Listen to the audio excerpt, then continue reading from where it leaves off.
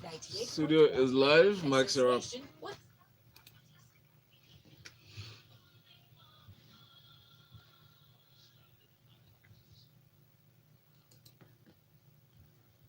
Lagos City, good morning, good morning, good morning. It is Business Express on Smooth 98.1 FM. I am Rotus. Good morning to you all. The roads are still free. This is good to see. This is good to see. We'll enjoy it for as long as we can. Remember, you can please reach out to me, 0809 444 0981 on WhatsApp. I'm streaming on YouTube, youtube.com/smooth91fm. And then remember the website, www.smooth91.fm. Twitter, Instagram at smooth981fm. Follow me. I'm trying to catch Kim Kardashian. Yeah, follow us also on the station as well. Rotan quotes ROTANKWOT. So Lagos, lots to discuss today. Apparently Nigeria is the best performing stock market so far in 2020. So people were tagging me yesterday. I love the stats. It's pretty good.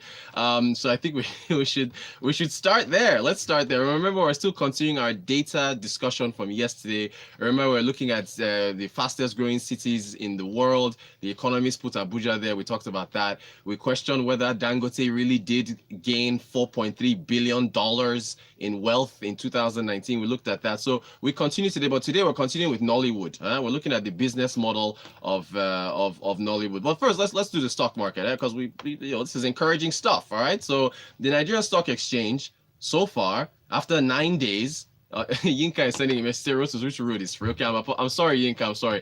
Lekki just coming into VI, and it's pretty early, so my side of town is free. So let Yinka is saying I should hold off there, and it's not free on his side of town. Okay, but the stock market. So a couple people tagged me on Twitter, and indeed it is true. For the first 8 days, because we're not going to count today, excuse me. For the first 8 days of 2020. Nigeria has the best returns. Let's see now. NSE, the All Share Index, 4.2% return so far this year.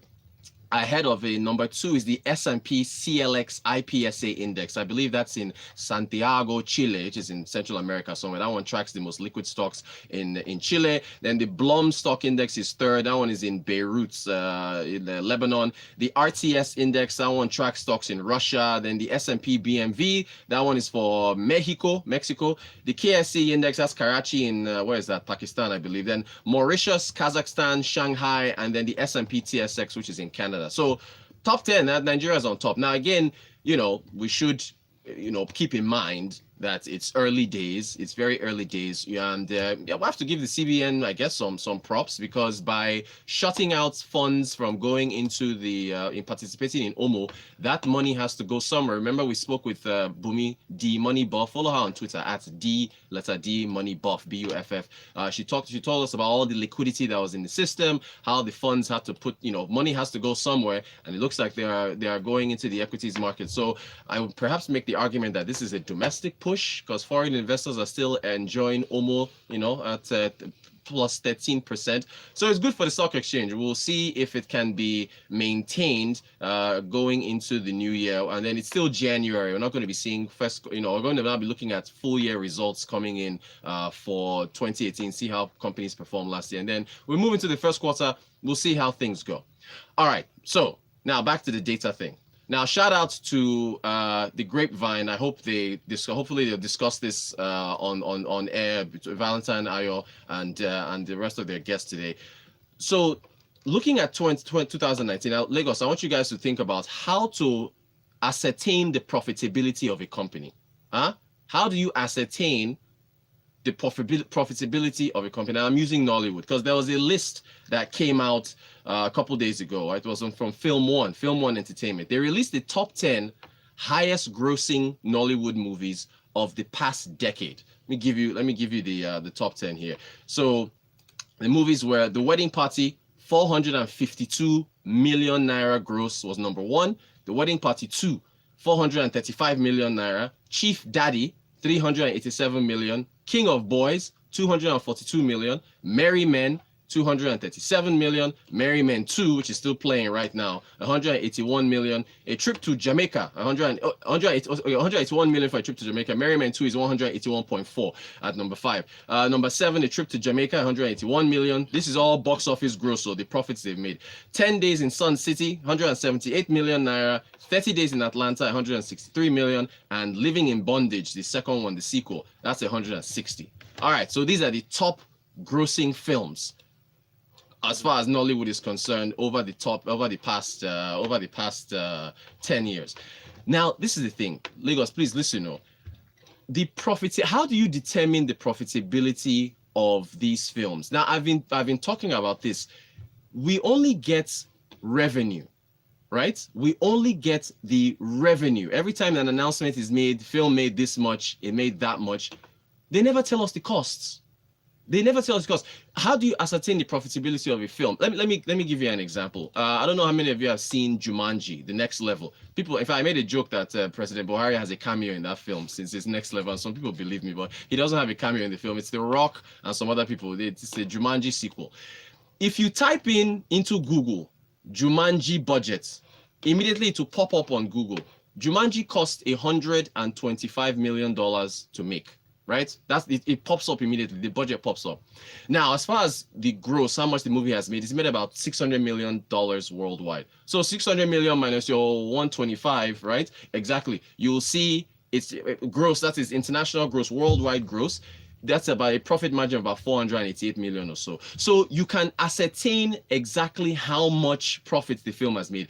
For our Nollywood films, right, most of which have to go and be filmed overseas, some of them incur costs in foreign exchange. Look at 30 Days in Atlanta, for example, or The Wedding Party 2. That Wedding Party 2, I believe, was filmed in Dubai. Yeah, so they had to fly. So I want you to think about the costs, the salaries for the cast and crew, salary for the director, the salaries for the actors and actresses, the salaries for the production crew, the salary for the screenwriter.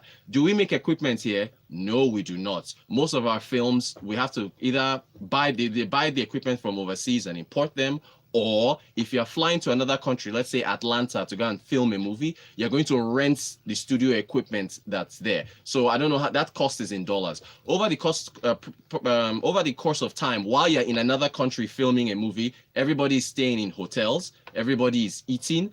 All those are costs that you incur. So on average, how much does it cost to make a Nollywood film of that size? It's anyone's guess, right? Well, what, 100 million? 200 million? If you come out and say that a movie has made 150 million naira at the box office, and yet it costs 200 million naira to make that movie, you are in the hole by 50 million. But yet you're on the revenue side, what's being projected is that it made 150. So all the only point I'm making here is that for Nollywood, as far as transparency is concerned, let's just know what the costs are in addition to how much the films make. Because again, in other climes, we know how much the movies cost, right? And also there's an issue of not knowing. I mean, studios finance some of these films, some of them are not. I even mentioned flying overseas. The cost of flying an entire cast and crew overseas to another country to film, all of these things add up. So, while I celebrate Nollywood, they've done very well. Some of these movies have had success. We don't know what the cost is. And in the interest of transparency, in the interest of just knowing exactly the full 360 degrees of what it costs to make these films, we need to know. So I'm just throwing it out there as far as this data conversation that we're still having from yesterday. It's something that I believe that the industry should also look into as well.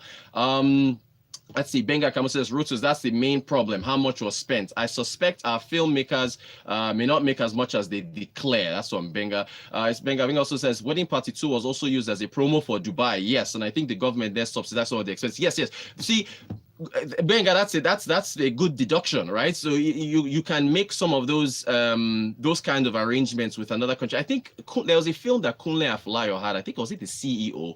He had there was some arrangement with Air France. I think they were showing the film on Air France trip. So yeah, so all these things, there are these kind of arrangements. But let us know. I mean, like, it's let us know so we can assess these things. Because when you come on and say, oh, you're moving, look, by the way, I have a chart here. I put these things in dollar terms. The wedding party at 452 million is 1.2 million dollars. I mean, in America, that's the biggest one. At number 10, living in bondage has made 160 million naira. That's just $400,000. So there's still a ways to go when you compare that to the big budget films. But but at the end of the day, Nollywood is doing well. They are growing. Everybody knows the industry. We've got the CBN and the Bank of Industry and other people putting together this multi-billion naira creative industry fund. So they recognize that it's doing well, and this is good. But we just need the transparency. Yeah, that's all. That's the only point that I'm putting forward. All right, Benga, thanks for that message. Let's see. Dikwa says, Rotus, you know the situation when you start a new class and some new Bs answer all the questions in class and eventually have a carryover to course. Dikwa, what are you talking about? What are you talking about? Let's see now. Akemi Victor, he says they declare that much because they don't pay tax. If they pay tax, you'll have all the info you need. So Akemi doesn't believe that. Akemi, they have to pay tax now with all the with everything that's involved there. I'm going to go on a limb and say that they do pay taxes. They have to, with all the government interventions and so on and so forth. So with an industry that big, they should actually pay taxes. So yeah, so that's on the data side. Yeah, I just want you guys to look at that. All right. What else is happening? Apparently, according to the Bureau of Statistics, it says here that Nigeria spent 1.08 trillion naira importing cars and motorbikes between October of 2018 to September of 2019. Massive. So apparently our total import bill for that period, 15.19 trillion naira. Exports was 18.8 trillion, so about 3.6 trillion trade balance. Out of that 15.1 trillion naira import bill, about 7% or so went towards importing vehicles and motorbikes. So vehicles was about 676 billion, motorbikes was at 4.1. Now, you folks know why we've had an increase in motorbikes, yeah? It's the ride sharing. With all the ride sharing players that are coming into the space, a lot of them have had to start purchasing motorbikes and coming into the country. And also, it's a job creator, is it not? It's a job creator. We want to say it now. Of course, the flip side of this is how government has been treating some of these ride sharing businesses, especially in Lagos. Shout out to the NURTW and so on and so forth. So it's quite a lot of money. Now, this reminds me of a little debate we have. Do you all remember when we talked about the presidency reaching out to Toyota to set up a plant here, and Toyota said, no, we won't open a plant, but we'll invest in healthcare. Now we went back and forth on the show where I was saying, how can a car company, we know we need cars, we import so many cars, we're trying to entice you to build a plant, and you're like, no, maybe it was the marketplace. It could have been the marketplace that had this debate. I'm trying to remember. I'm not really sure if it was here on the marketplace. So remember, you can tune into the marketplace every Monday at 5:15 p.m. to discuss economic matters. Some of you thought that it was fine that Toyota was investing in healthcare. Some of you thought it was a slap in the face for us to be reaching out to a car company and them saying that they didn't want to open a plant here. So those are the kind of things that we have to think about when we look at these statistics with how much we are importing when it comes to vehicles. Yinka here, back to the message. It says, this same transparency is the problem with the transport issue about to brew in Lagos. Because when the private company running the bus, I just found out recently, is about to increase fares, claiming the current cost is not sustainable. But what we learned is that the former governor got some buses. So where is the private company coming from? So transparency is key, especially for Lagos. It's all over the place.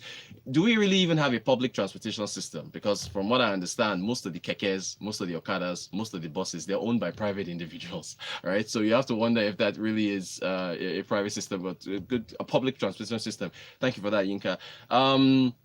This is from Ohio. It says, I believe the CBN, Bank of Industry, in association with the tax guys, should drive transparency for the cost of producing these films. Okay, this is from Mike, actually. Mike, thank you for that. Isaac from Ikeja. Okay, the Toyota gist was held on the marketplace. See, Isaac, you're a regular listener. Shout out. Thank you for reminding me. So that Toyota talk was on the marketplace in the afternoon. Dimeji says, Rotus, remember, these are the private movie firms. They're under no obligation to disclose details of their finances. They get the option of showing large revenues as part of their public relations. Dimeji, that is a good point. That is actually a good point. They're not publicly traded firms, so they're under no obligation to provide this information to us. But in other climes, it is done there. And think about it, aren't you curious as to whether or not these films are really profitable? Because again, if you are saying you made this much money, but your costs are higher, then it's loss making. But excellent point from Dimeji there that indeed in fact, by the way, wouldn't we like to see studios listed on the stock exchange? Wouldn't we like to see that? I would, right? So these movie theaters, would be nice to see them on the capital markets. They can then raise money from there to produce more films, because overseas, Fox, Warner Brothers, Disney, those are all publicly traded companies, right? Let's see. Oh, yes. I said I was going to wait. I wouldn't wait until Tech Friday because I was so excited about what happened. Lagos, well, at least for those on the lucky side using the tolls, LCC finally has an app. Wow. Valentine is saying wow. They do. Val, I went to go and top up. You should have seen the line.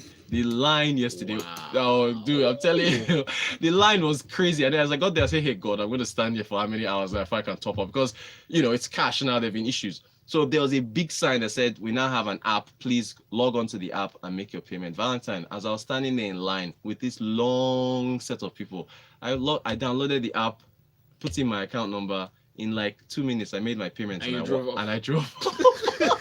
Okay, bye, guys. Look, LCC. Well, I filmed the video now. LCC retweeted my video. So long? I know. I think it's all the technical I've been things. paying through my bank app all this while. Exactly. That's what we're doing. Then suddenly it wasn't working. Also, with your bank app, there's no balance update. And then thank you very much. And then sometimes it takes like 24 to 48 hours for it to be updated. This one reflected immediately. You can see your balance. Mine is that please. You know how it is. You start with these things. They are very good. Then problems start coming up later on. People are still passing and trying to pay cash. Yeah. Try if you can, please download the app, the LCC app, and let's see. For those that use the toll, maybe we'll touch on it again on Tech Friday. But 2020 is a cashless year. Yes, Abi, they're really pushing. You're out of time. Already? Yeah. Okay, Michael from Third Mainland. Michael also says that the conversation on Toyota was also. Thank you, Michael, Yinka, Ayodeji, AIE, Isaac, Mike, Dalvin, Henry, Emmanuel. I'll get to your messages. I'll see you guys tomorrow. Tech Friday. We'll touch on. Let me hear your thoughts on what you think about the app. Thanks for tuning in. And Business Express Smooth 90.1. See you tomorrow. Fantastic. So stay with us. 7:30 will be time for us to go into detailed analysis of our stories, headlines for Freshly Pressed 91. Business trends of the headlines. Thing was amazing, man. Nice. I was like, wow.